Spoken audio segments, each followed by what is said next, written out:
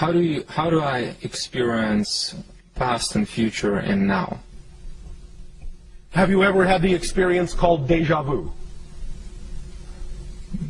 Theoretically, but not consciously, that I can recall.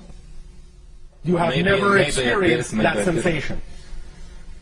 Is that what you're talking about, but I can't really recall the real experience. Oh, all right. But that is one representation of experiencing what you call past and future in the present. That's what that experience actually is. Because when you have déjà vu, you know what is about to happen because you feel it has happened before. You are experiencing the idea of the timelessness all at once, that everything exists at once. So really, the more you live in the moment, the more you live in the present, the more you don't focus on the idea in a negative way of future and past, the more you will experience the timelessness of actual existence. The more malleable, plastic, and slippery space and time will become. The more synchronistic experiences you will have. Synchronicity is another symptomology of collapsing the idea of space-time into the now. Because everything is one. Everything is connected to everything else. Synchronicity is space-time's way of showing you everything else. Synchronicity is space-time's way of showing you that everything is connected as best as it possibly can. Even though it may still be presenting it to you in a so-called linear fashion, one synchronicity after another, that is at least a more collapsed version of experiencing space-time, the experience of synchronicity itself, than a typical stretched-out linear format. Does that make sense? But is this includes, for example, past lives, past experience? Again, remember, there is no real past. There is no real future. Everything exists now. The analogy we often use is your own television set. If you are sitting down watching a TV program, you know that at the same moment there are still hundreds of other programs that exist at the same time. They're not really in the past. They're not really in the future. You may not be perceiving them because you are tuned to one particular channel. But if you change the channel, you'll see that another program exists at the same time as the program you were just watching. Reality is like that. All the lives, all the experiences are going on right now.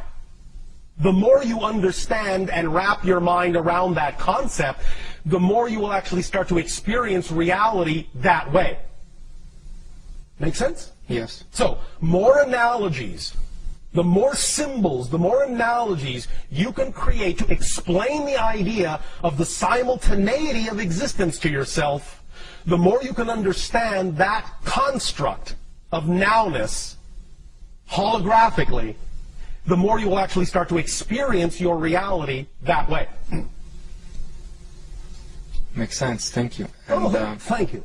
That's why we also use the analogy of saying there really is only one moment in creation, just one moment.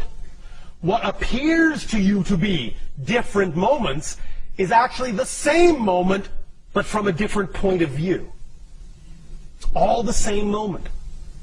There is also only one thing in creation.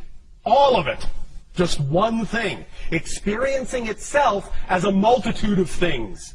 But it's just one thing.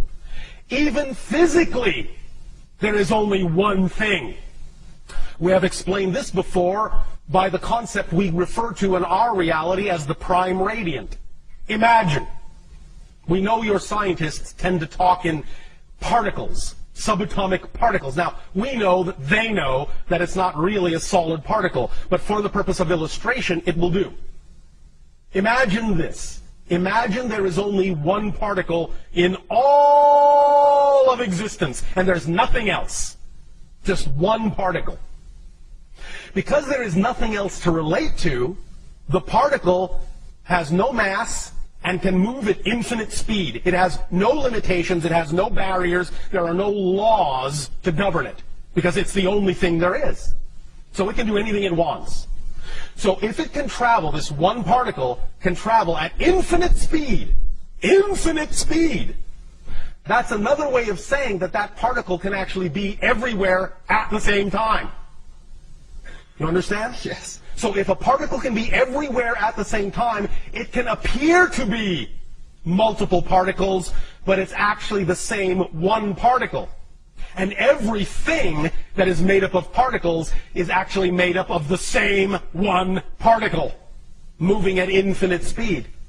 So you actually are the other person's body. You actually are the chair. You actually are the light bulb. Because all those things, you are the star. You are the other planet. Because all those things are all made up out of the same one particle that everything is made up out of.